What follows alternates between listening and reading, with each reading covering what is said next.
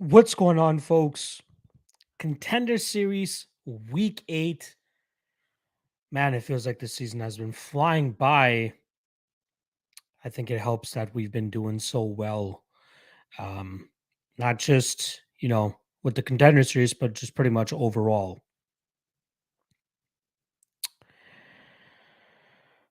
Um, Fun, solid card. A little bit more difficult of a card to call than prior editions. Um, I do have 3 plays on the card. I just kind of finalized them while I was on the shitter a couple minutes ago. But a couple spots that I'm liking. Um, yeah, very much looking forward to break it down with you guys. So I don't want to get into the comments section a little bit too much here. Because I do have my MMA log talk actually in the next 20 minutes or so. So if you guys have any questions in regards to my breakdowns or anything like that, save them for the Lock Talk, which I'll be hopping right back on for at 4 p.m. Eastern. I just want to get this breakdown out there, get through it as efficiently as possible so I can upload it to my podcasting platforms as well. And then I'll hop on into the MMA Lock Talk stream so that you guys can hop on with me and we can just do our lock casting as we normally do. So make sure you guys check it out. You guys are hilarious. I'm assuming you guys enjoyed my intro there. All right, let's not waste any more time. Let's get right into the breakdowns here. We'll start off at the bottom of the card. First fight of the night.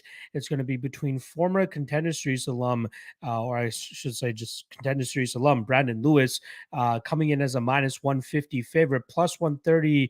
The return, I believe, on the Peruvian. Yes, he is Peruvian. Danielmarcos, who comes in with a shiny 12-0 record. Um, Interesting thing about this fight is that Bet Online actually opened up Danielmarcos as a minus 180 favorite. Money immediately pouring in on the Brandon Lewis side to make him the slight make him a favorite now at minus 150, like I said. But this one is a close fight. I completely understand why the bookmakers opened it as wide as they did for Marcos. But I think the public's reaction to the line and driving Brandon Lewis all the way up to a minus 150, I think is a little bit unwarranted, to be honest. I think this should be closer to a pick 'em, if anything. So let's start off on the Brandon Lewis side of things. Like I said, he was on the Contender Series last year where he came up short against Mo Miller.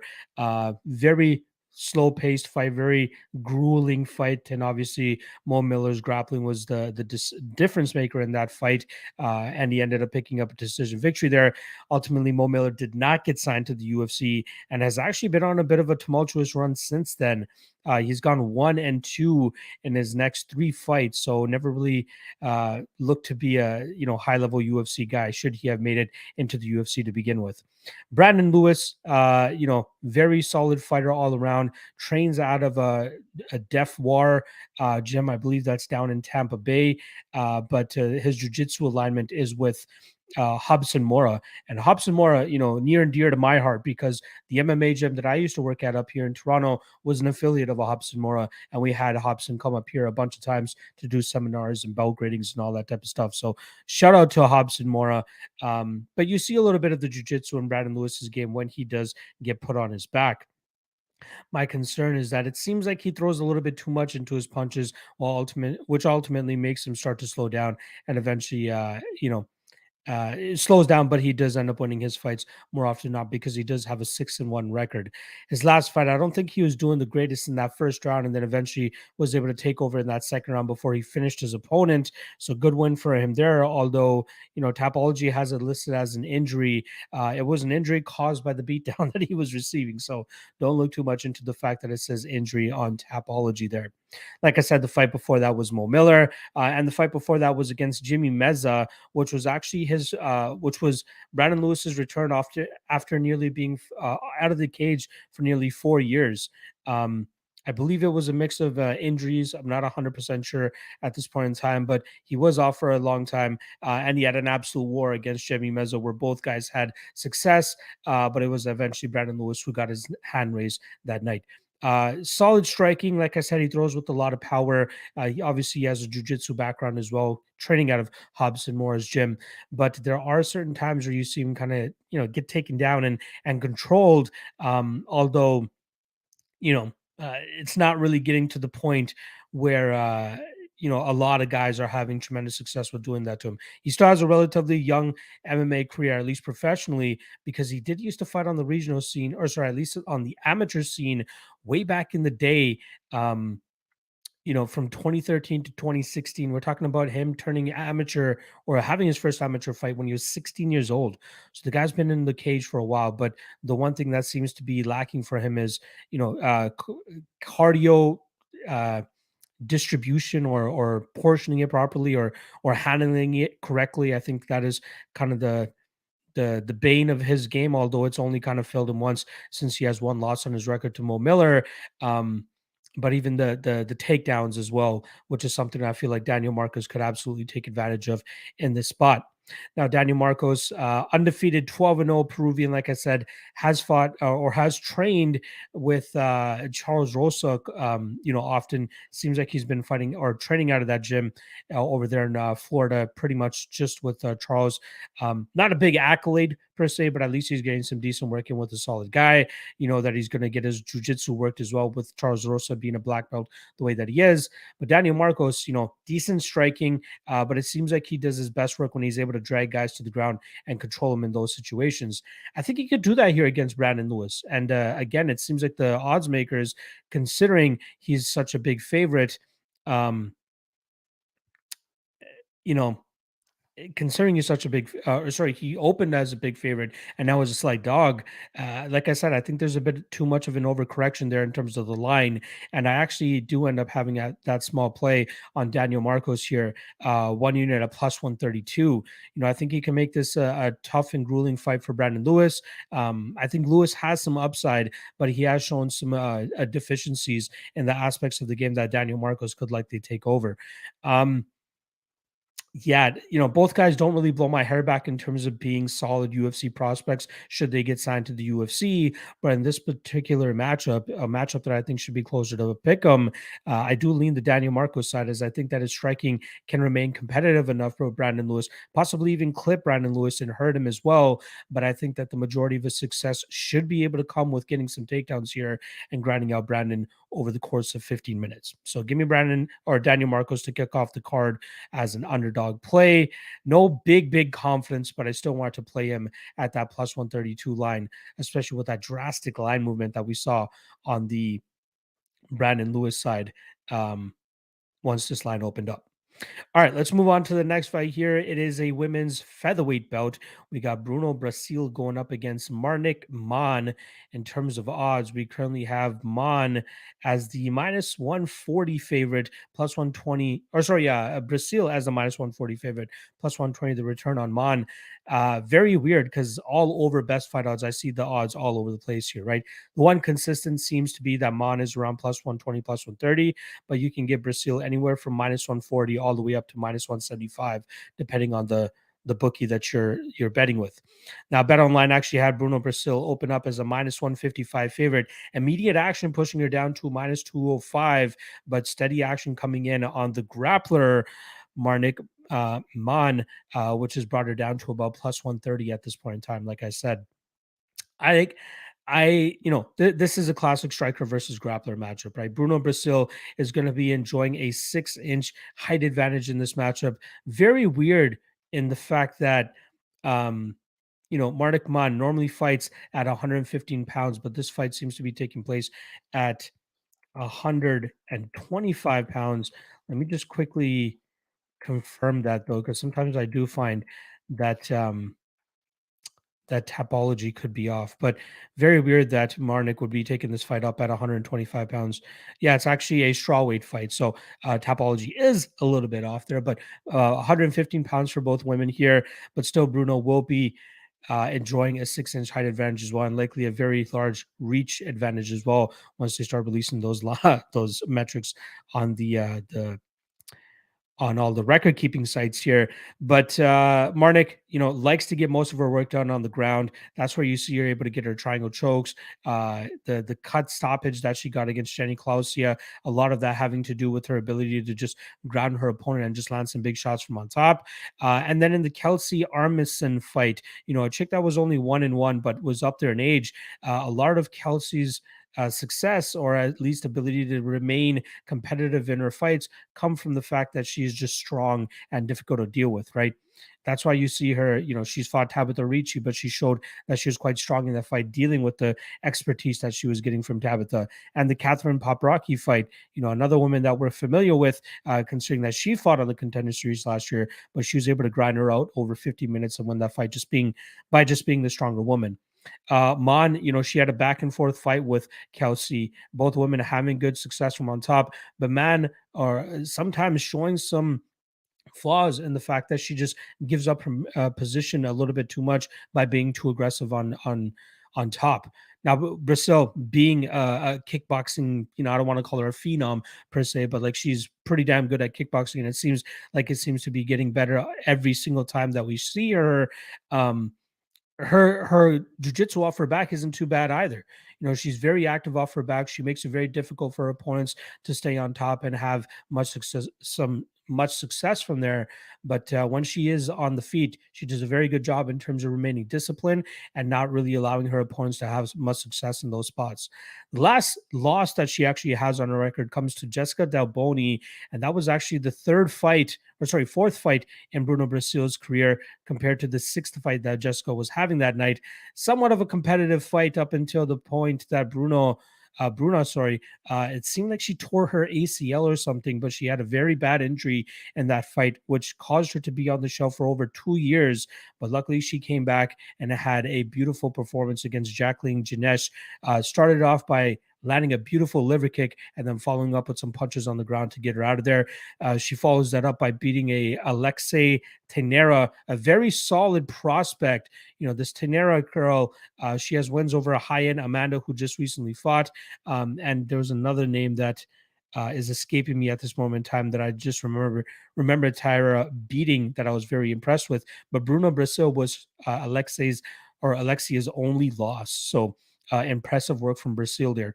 I think Brazil will be the better striker. Like I said, I think it'll be too much of a discrepancy in terms of range for Amon to close and try to get this fight to the ground, because she's going to be dealing with that disciplined striking approach of Bruno. Like I said, Bruno does not overextend. She does not overthrow on her punches. So she's very disciplined in terms of staying at range the way that she does.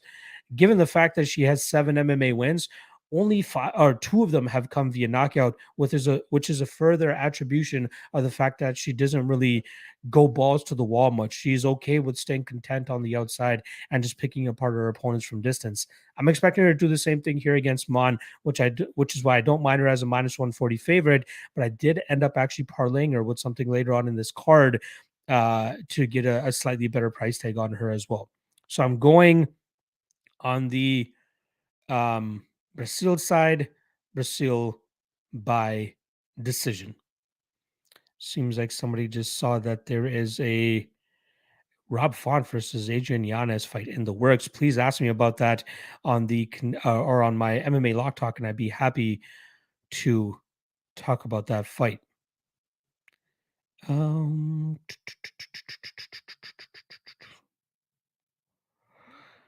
Aaron Burr saying, when is Benny making his triumphant return to the podcast? Shout out to Aaron. All right. Let's move on to the next fight here. Next up, we got Malik Lewis going up against Trevor Peek, -190 on Lewis and +160 on Trevor Peek. Now, I initially heard about Trevor Peek courtesy of my guy, Cody Saftik. He actually went down and commentated his last fight that took place in Nashville. And that was actually a fight where he was able to pick up a big knockout victory over former UFC fighter Kama Worthy. Knocked him out with about 16 seconds left in that first round. But Kama Worthy, on a very rough stretch over his last what is that, 6 fights. Obviously, the initial 3 of that in that 6 fight streak was his 3 fight losing streak to in the UFC, where he got knocked out in the first round back to back to back by Azatar, Malarkey, and Herbert. He did manage to pick up 2 wins on the regional scene, although they were against guys that were 8-6 and 4-3 respectively. And then once he fought a little bit, somebody that wasn't much of a pushover, he ended up getting knocked out. So that's pretty much Trevor Peek's game, man. The guy has heavy strikes, big power in his hands. He tries to stay active with his leg kicks, but the majority of his success comes from his hands. He has some decent groundwork as well, but I don't think we've seen him go up against somebody that will test him truly in that aspect until tonight against Malik Lewis. So Malik Lewis, much better overall game in my opinion, right? We've seen him go the full 15 if we need to, even on the regional scene. Again, that's 9 minutes, I should say, on the regional scene. But we've seen him use his cardio very effectively. We've seen him use his striking effectively, using his distance management pretty well. And then when he's able to get his opponents to the ground, he does that very effectively as well. So I think he's the much better fighter here. So I completely understand why he's a -190 favorite. But I think the majority of success from Trevor Peek will have to come in this first round, because if he can't knock Malik out in that first round, that's where I think things get very hairy for him. We see him even in the highlights of the fight against Kama Worthy. Looks like he was slowing down even near the ending of that fight. But as we know, the durability of Kama Worthy is not that good. So Trevor Peek was able to take advantage of that, even though it looked like he was slowing down, managed to find that knockout blow and got Kama Worthy out of there. But if he's slowing down against a guy like Malik Lewis, Malik will chew him up after that first round and really make it difficult for Trevor Peek to come back and win that fight. So I'm going to go with Malik here, and I'm okay with laying the -190 chalk on him in this spot, because I like betting against guys that have that, first round or bust type of, nature to their game. Khalid Taha is another guy that comes to mind that I was able to cash on, although I did get plus money on Christian Quinones in that spot. I still feel like -190 on Malik Lewis is a bit of a steal, a steal in the spot. This is where the um, slight hedge comes in, as I did actually take or parlay the fight doesn't go to decision with Bruno Brazil from earlier in the card, 1 unit at +119, as that could potentially cover Trevor Peek finding that early knockout against Malik Lewis, which is absolutely possible in this spot. So I don't want to completely shit on Trevor here, but he has big power, but it's only going to take him so far. I don't think that he'll be able to cut it in the UFC and get a big plethora of wins. And I think that we're going to see him get exposed here by the much better and more well-roundedness of the Malik Lewis side. I got Die Hard MMA podcast in the chat saying PKO. Are you on peak, my friend? Because we would be head to head down on that if that ends up being the play that you make, my friend. But I do like the Lewis side. I am going to eat a little bit of chalk on him there, but I'm also taking the fight doesn't go to decision, as I will admit that Peak will be dangerous in the early onset here, but I think after that Malik will take over and finish him. Diehard podcast saying Peak 1 unit +175, round 1 KO +550. I don't mind that round 1 KO, to be honest, but I do think it ends up getting ripped up here, my friend. I'm going to go Malik Lewis, probably second round TKO or submission, but I also do like the fight doesn't go to decision as a parlay piece. All right, let's move on to the next fight here. We got 2 fights, and I'm going to rifle through these just so I can get in time for my MMA lock talk, or at least not be too late for the MMA lock talk. Again, any questions that you guys are asking, I will answer them all on the MMA lock talk. So make sure you hop on over there once I get there after these next 2 fights.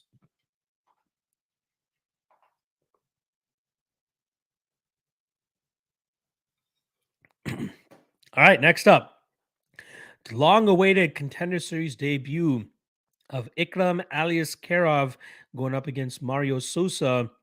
And as you would expect with anybody coming from that Dagestan region, -580 on the Alice Karov side, +440 the return on Mario Sosa. Now, Alice Karov, the one thing that he's been known for by a lot of people is, the only loss on his record is to Hamzat Chimaev. That was a fight where, they had some competitive moments in the stand-up realm, but it was ultimately the uppercut from hell from Khamzat Chimaev that put Karov down and ultimately gave Khamzat the win that night. But Karov seems like his striking could use a little bit of work, if I'm being honest. A little bit slow and plodding at times, but he gets his best work done when he's able to drag his opponents to the ground. I do have question marks about his cardio, as it does seem like he slows down a decent amount in that third round. Although when he needs it, he's able to hit those takedowns and control his opponents from on top. And I think that's ultimately what's going to bail him out here against Mario Sosa. The only reason I'm just not running to the betting window to parlay him at minus 600 is Sosa's the better striker here, right? Sosa can hurt him. We've seen Aleksandar hurt in a couple fights if you round the tape, and Sosa could absolutely take advantage of any type of slip up on the Aleksandar side in the striking realm.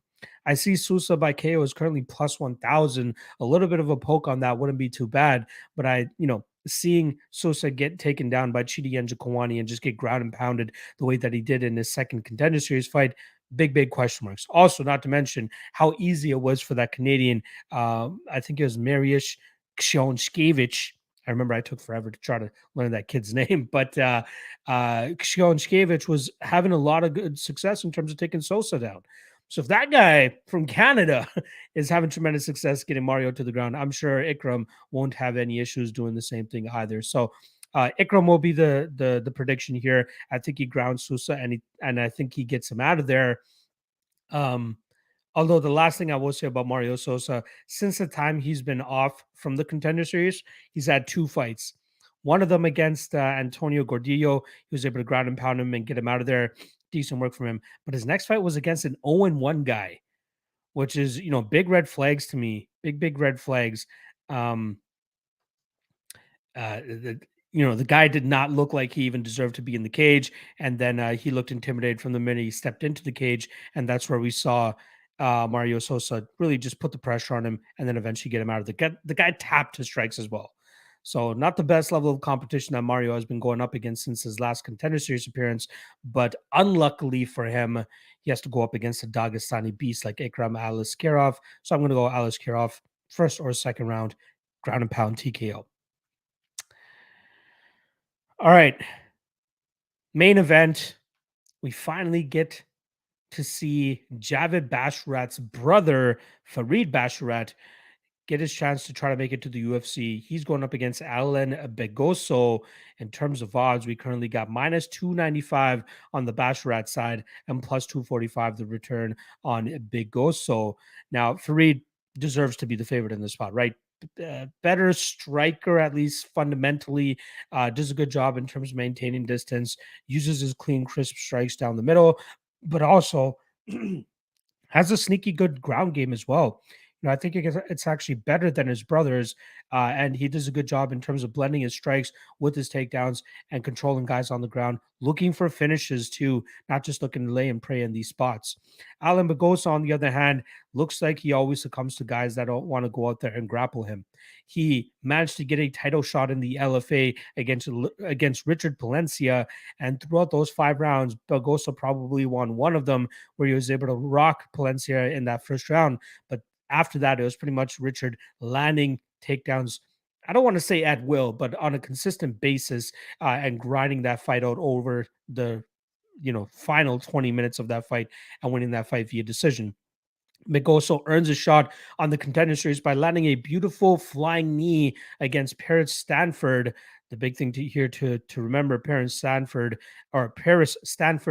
39 years old, and that capped off a 3-fight losing streak for him as well. So not the best of competition to get a shot on the Contender Series, in my opinion, but is what it is. They need to get Farid in there, and I think Allen was probably the only guy that was ready to go.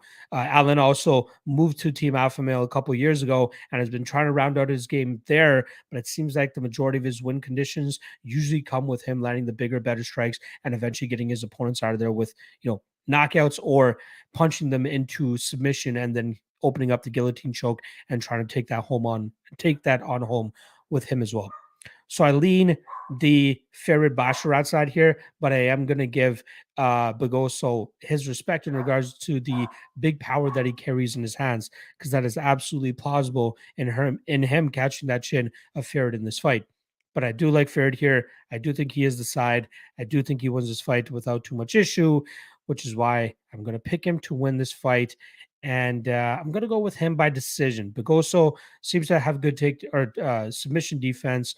Does a very good job in terms of relegating his opponents back to guard whenever they do get him to the ground. And as we saw in the Palencia fight, even when he gets taken down, he stays live enough that it's difficult for his opponents to get him out of there. So I think Ferrer does get the better of him throughout this fight, and I think he wins this fight by decision. All right. Good point here by Paizo DFS saying subline on Begoso not bad at plus 1,000, especially considering how many times he does like to go for that neck and go for that guillotine as well. All right. Let me just quickly rifle through my picks once again, or my predictions, I should say. I'm going to go Danielmarcos over Brandon Lewis. I'm going to go Bruno Brasil over Mann. I'm going to go Malik Lewis over Trevor Peak. Ikram Aliaskarov over Mario Sousa. And Farid Bashret over Alan Begoso. I got 3 total plays on this card. Since you guys usually rock with me on the Contender Series, I'll let you guys know what they are. But since I am on a winning streak right now, picks are mainly behind the Patreon paywall, but I love you guys. So I'll let you guys know what the Contender Series plays are. 1 unit on Danielmarcos at plus 132. 1 unit on Bruno Brasil parlayed with the Lewis and Peak fight doesn't go to decision at plus 119. 1.9 units on Malik Lewis at minus 190 to win 1 unit. There you guys go. 3 bets, all on the first 3 fights. Unfortunately, I won't be able to get to watch them live because it is Mama Lock's birthday today. So I'll be going and hanging with Mama Lock for the majority of the day, and I'll catch up on the Contender Series later this evening. So good luck on everybody's action.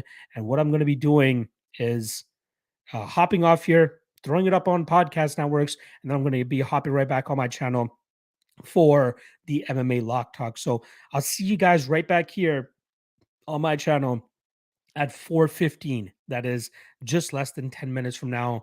Stick around. I'll catch you guys on the other stream. All right. Love you guys. Appreciate you guys.